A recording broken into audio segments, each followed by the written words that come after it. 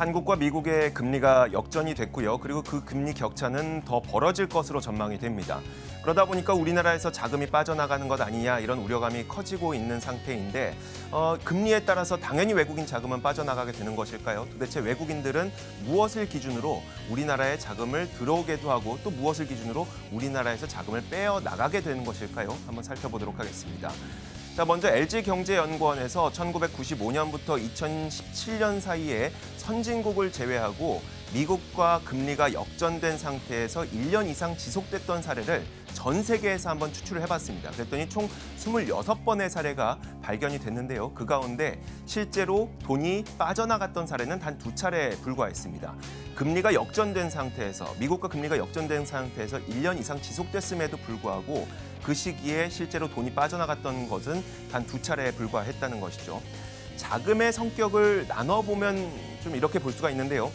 그 총 26번 횟수 가운데 채권 시장에서 자금이 빠져나갔던 경우가 4번이었었고 주식 시장에서 자금이 빠져나갔던 케이스가 6번이었습니다. 차입금 형태의 자금이 빠져나갔던 케이스가 총 9번으로 차입금 형태의 돈이 빠져나간 케이스가 가장 많았죠. 근데 그래도 그럴 것이 차입금은 빌려준 돈을 의미합니다. 우리가 누구에게는 돈을 빌려주게 됐을 때 가장 중요한 거는 이자를 얼마나 받을 수 있느냐겠죠. 당연히 빌려준 돈의 형태, 차입금 형태의 자금은 금리가 높은 곳으로 당연히 흘러가게 됩니다. 그러다 보니까 차입금 형태의 자금은 금리 변화, 그리고 금리 격차, 그리고 금리 역전 현상에 따라서 가장 빠르게 이동했다는 것을 우리는 확인할 수가 있습니다. 그럼에도 불구하고 차입금 형태의 자금 이탈은 9번이었지만 전체적인 외국인 자금 유출은 단 2번에 불과했습니다. 그렇다면 나머지 적어도 7번의 경우에는 차입금 형태의 자금이 빠져나가는 그 순간에도 외국인들은 주식시장과 채권시장으로 돈을 유입시켰다는 것인데요. 그렇다면 외국인들은 도대체 무엇을 통해서 무슨 기준을 갖고 외국인 자금이 유입이 되기도 했다가 유출이 되기도 했을까요? 똑같이 금리가 역전된 상태에서도 돈이 들어오게 했던 요인, 그리고 똑같이 금리가 역전된 상태에서도 돈을 빠져나가게 했던 요인은 무엇이었을까?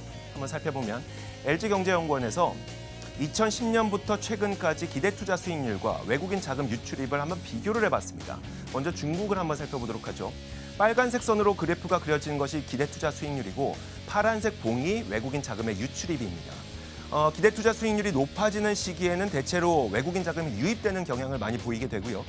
기대투자 수익률이 낮아지는 그런 시기에는 외국인 자금이 이탈하는 경향을 많이 보이게 됩니다. 중국뿐만 아니라 대만과 태국, 체코 이런 국가들도 아주 정확하게 맞아떨어지진 않지만 기대투자 수익률이 높아지는 시기에는 외국인 자금이 유입됐다가 기대투자 수익률이 낮아지는 시기에는 외국인 자금이 이탈하는 현상을, 그런 경향을 우리는 확인할 수가 있습니다. 그렇다면 이 기대투자 수익률이라고 하는 것이 무엇이냐? 일단 개념은 금리 격차에다가 기대 환율 변화율을 합친 건데 쉽게 말하자면 외국인이 어떤 국가에 투자를 하려고 살펴보고 있을 때 금리뿐만 아니라 그 국가의 금리뿐만 아니라 그 국가의 환율, 통화 가치까지 고려하면 내가 이 국가에 투자했을 때 나는 얼마나 돈을 벌 수 있을까라고 하는 투자했을 때의 기대 수익률을 바로 기대투자 수익률이라고 부릅니다. 만약 어떤 국가의 금리가 높은데 통화 가치까지 오를 것으로 기대가 된다면 금리도 높은데 환차익까지 얻을 수가 있으니까 당연히 투자를 하려고 하겠죠. 외국인 자금은 유입되려고 할 겁니다. 반면에 어떤 국가는 금리가 낮은데 통화 가치까지 떨어질 것 같습니다. 그럼 금리는 낮은데 거기에다가 환차 손까지 입을 가능성이 있기 때문에 당연히 외국인들은 그 국가에서 돈을 빼내려고 할 겁니다. 기대투자 수익률이 낮아지는 그런 시기에는 당연히 외국인 자금 유출이 된다는 이야기겠죠.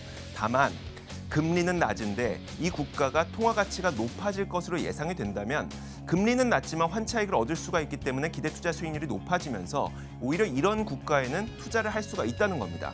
금리가 역전된 상태에서도 통화 가치가 높아질 것으로 예상된다면 그 국가에는 외국인들이 투자를 할 수가 있다는 것이겠죠. 한미 간의 금리 격차가 역전이 되고 그리고 금리 격차가 벌어진다고 하더라도 통화 가치가 높아질 것으로 예상되는 국가에는 외국인 자금이 이탈하는 것이 아니라 오히려 유입되거나 아니면 이탈이 적을 수도 있다는 이야기입니다. 그렇다면 우리나라는 어떨까요? 우리나라의 기대투자 수익률과 외국인 자금의 유출입을 한번 비교를 해봤습니다. 파란색 선이 기대투자 수익률이고요. 빨간색 봉이 우리나라의 외국인 자금 유출입인데 우리나라도 비슷한 경향을 보였습니다. 기대투자 수익률이 높아지는 그런 시기에는 외국인 자금이 유입되는 경향을 확인할 수가 있고요. 기대투자 수익률이 낮아지는 시기에는 외국인 자금이 이탈하는 경향을 확인할 수가 있습니다. 요즘 들어서 그 한미 간의 금리 격차가 벌어지게 되니까 우리나라에서 외국인 자금이 빠져나갈 가능성이 높아진 것은 사실입니다만 금리 하나만으로 외국인 자금이 이탈하거나 유입되는 것은 아니고요. 그 국가의 통화 가치까지도 우리는 고려해봐야 됩니다. 통화 가치가 높아지게 된다면 우리나라에는 오히려 외국인 자금이 유입될 수도 있는 거고요. 통화 가치가 떨어지게 된다면 외국인 자금은 빠져나갈 수도 있는 겁니다. 시장을 읽는 남자입니다.